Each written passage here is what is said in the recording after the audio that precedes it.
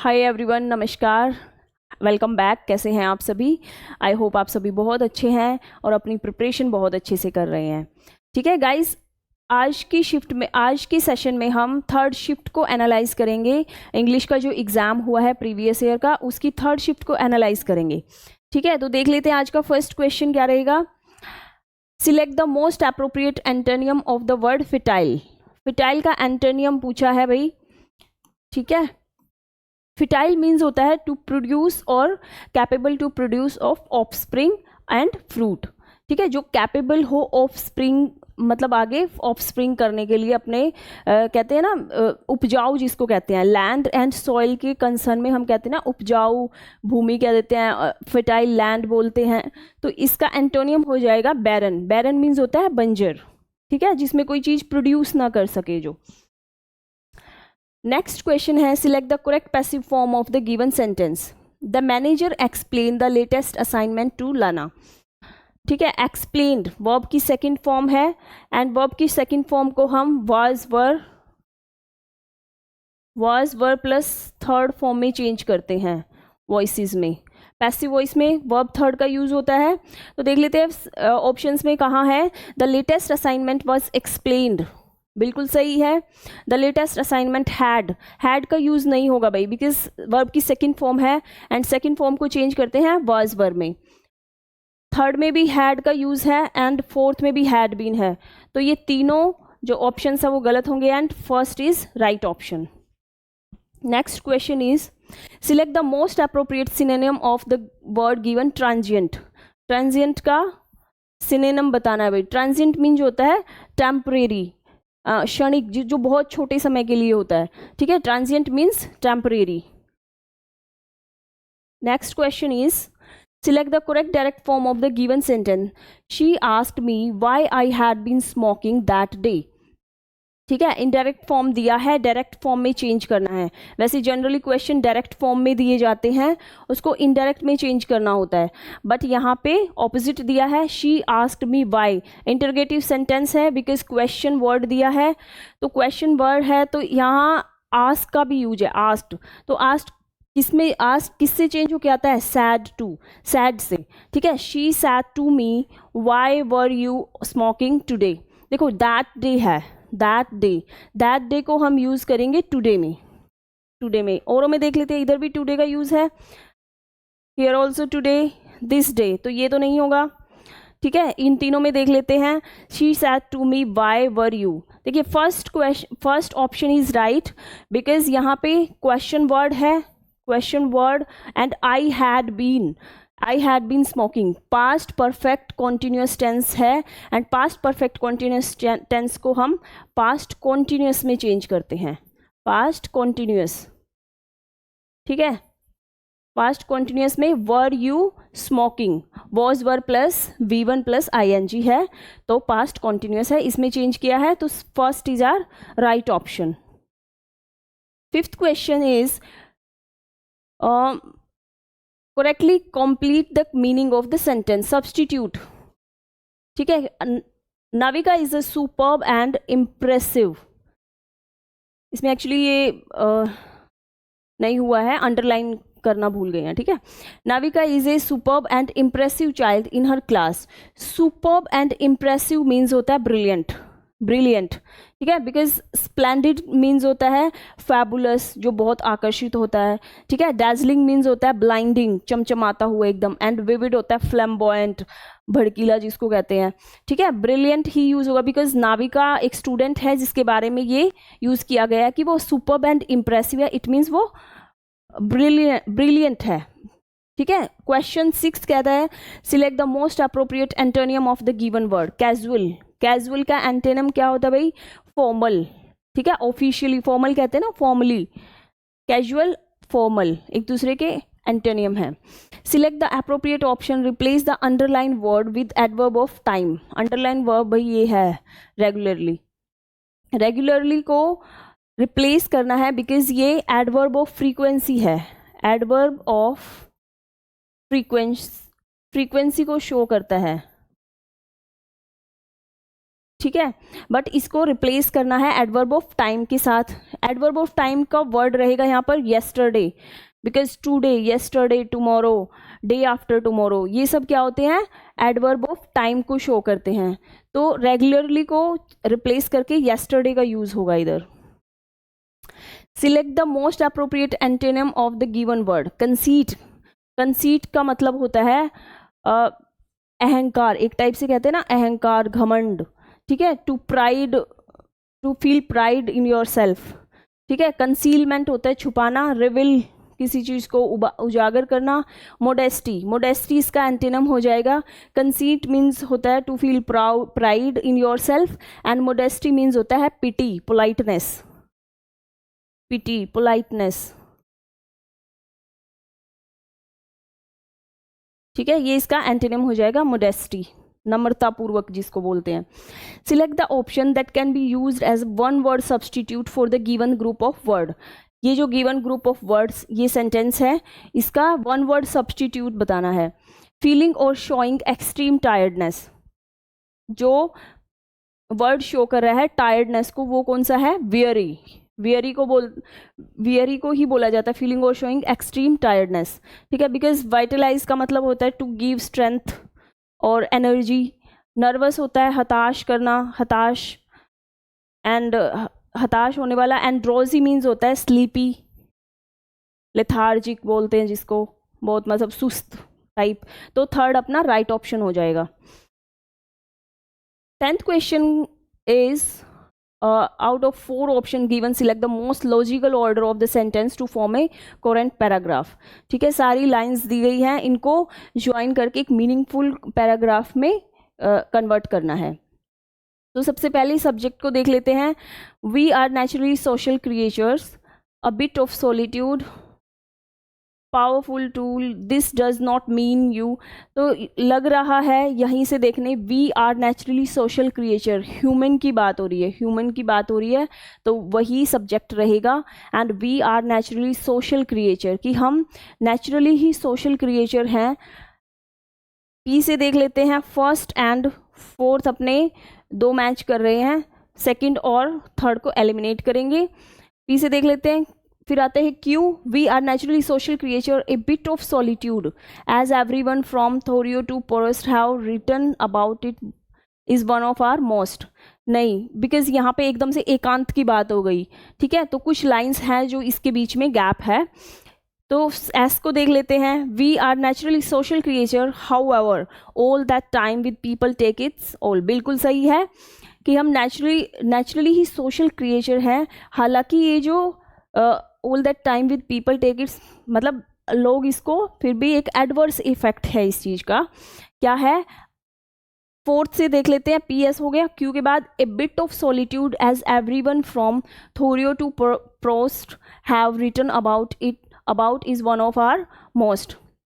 थोरियो और प्रोस्ट जो इन्होंने लिखा है कि जो ए बिट ऑफ सॉलिट्यूड है, कि जो एकांत है, वो एक अच्छा टूल है एवरीवन के लिए, is one of our most powerful tool for distraction, disconnecting and recharging. कि जब हम एकांत में रहते हैं तो हम डिस्कनेक्ट हो जाते हैं सभी चीज़ों से, एंड रिचार्ज भी होते हैं, मतलब थोड़ी एनर्जी भी मिलती है सोचते हैं तो एकांत में.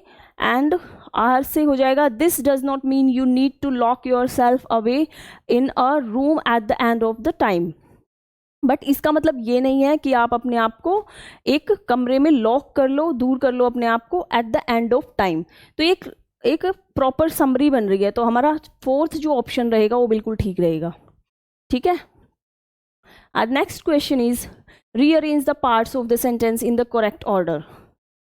माइकल होल्डिंग हु, ठीक है, सब्जेक्ट दिया है भाई माइकल होल्डिंग हु के बाद आएगा इसका helping verb.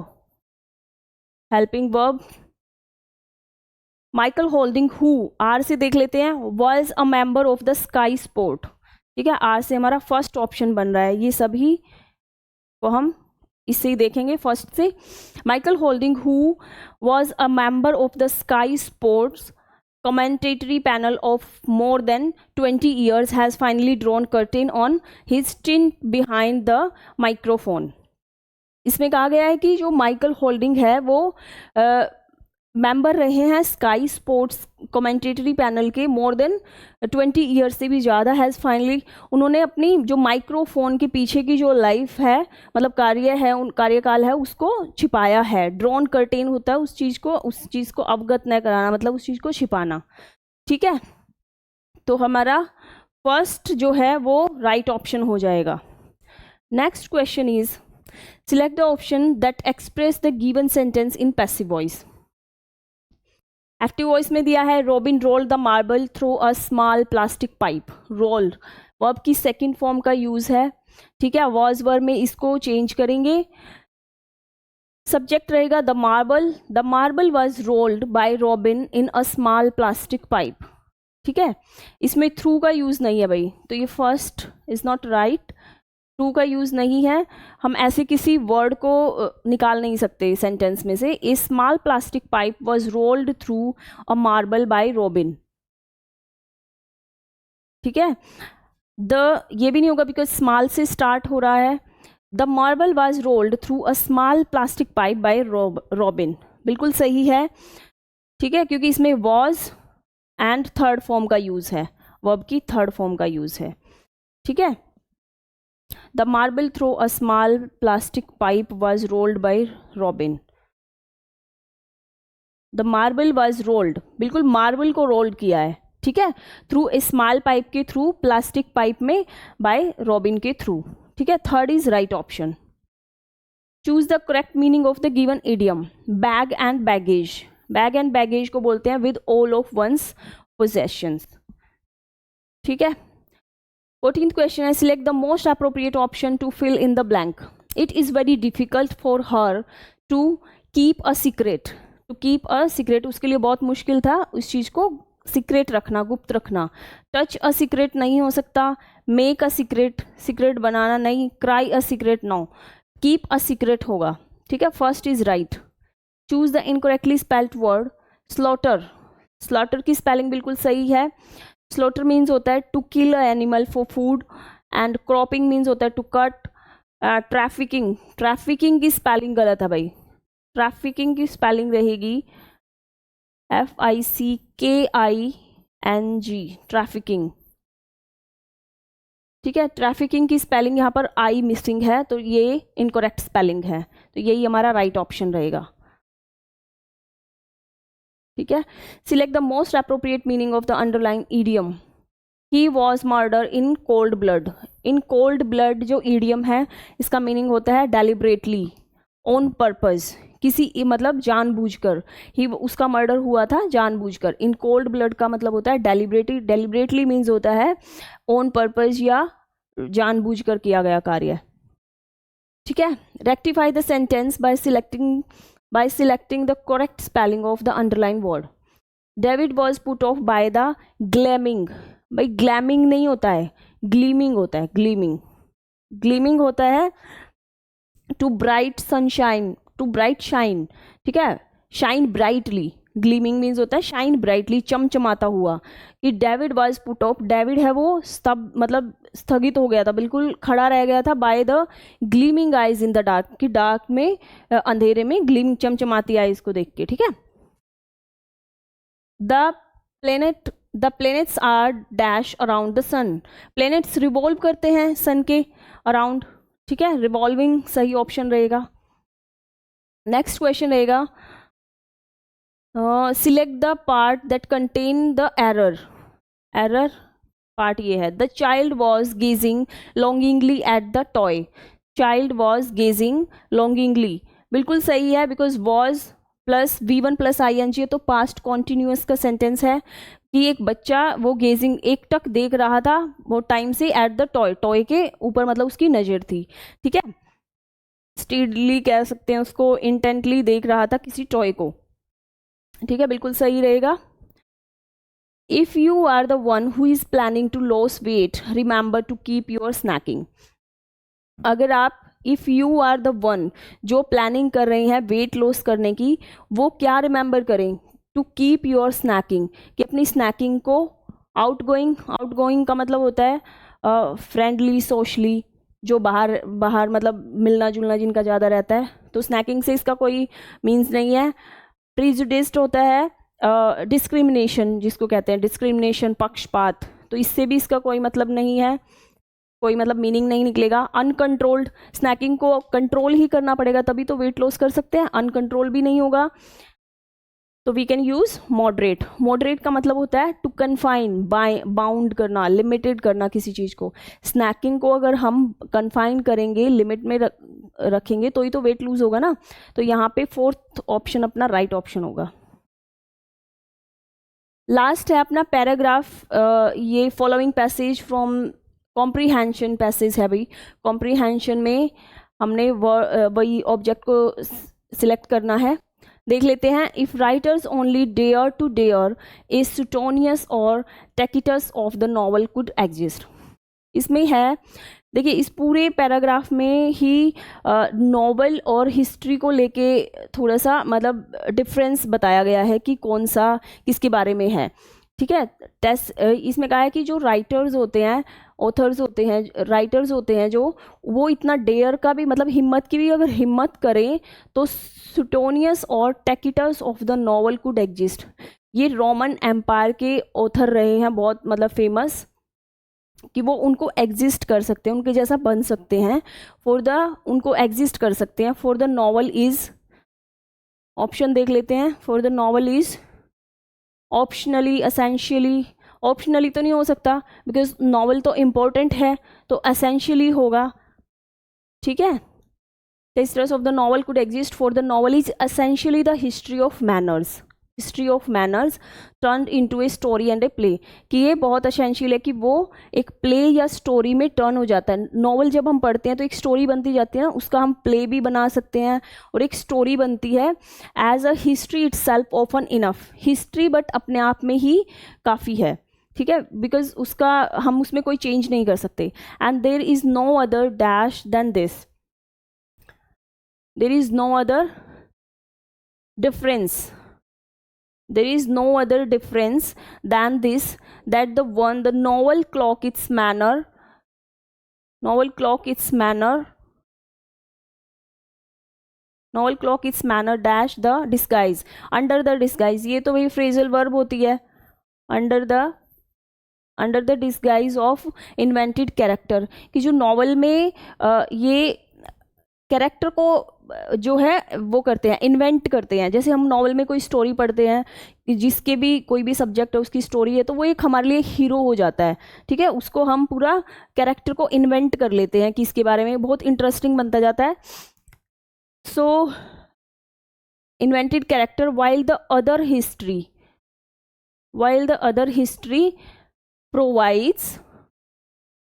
history provides names and addresses, but history में क्या होता है कि हम नेम्स ही पढ़ते हैं और उनके एड्रेसेस को पढ़ते हैं, ठीक है। जैसे वहाँ का वो राजा था, वो उसका राज्य ये था, ये सब पढ़ते हैं ना हम हिस्ट्री में, नेम और एड्रेसेस को पढ़ते हैं, उसमें कोई कैरेक्टर को हम खुद से इन्वेंट नहीं करते। इसका बस यही मीनिंग है इस पूरे पैराग्राफ में ही। The novel dash much deeper than history, much deeper किसके थ्रू होगा? प्रोब्स मीन्स होता है ऐसे क्वेश्चंस करना कि किसी की गहराइयों तक जानना। प्रोब्स का मीनिंग वही होता है कि क्वेश्चन करने का आपका ढंग ऐसा है कि आप पूरी उसकी डीपली उसको जान पा रहे हैं, तो यहाँ पर हो जाएगा प्रोब्स, ठीक है।